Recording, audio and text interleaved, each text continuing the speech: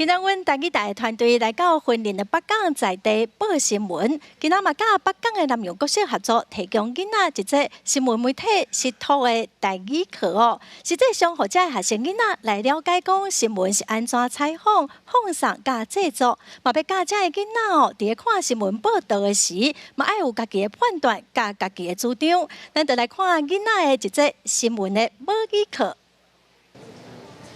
公司台语台甲咱的新闻摄影片播出来，10月7日咱来到云林北港的南洋国小现场呢，咱有采摄影机，还有拍电光，嘛有主播台，就是由咱的新闻主播来替学生囡仔上课，嘛办一个学生囡仔的台语新闻主播课程，由学生囡仔来试做主播看卖。大家好，我是南洋国小的苏碧云，好看节目一直来。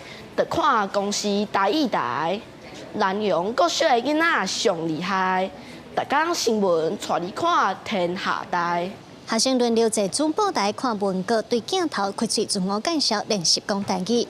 有的学生胆胆，有的讲起来抑阁不正有班。比过演讲比赛，学生讲虽然短短啊，不过也是真紧张。为4年开始练闽南语的比赛，练到5年去比赛，比赛到 区赛。那今仔日来做主播的感觉，就是足紧张的。我是感觉吼，增加因对以后的要从事的活动的工课，能够有一个体验讲，哦，原来你做一个主播，你可能需要具备的能力。 学校老师表示，家己嘛真想要了解新闻工作人员普通时啊是安怎在做工课。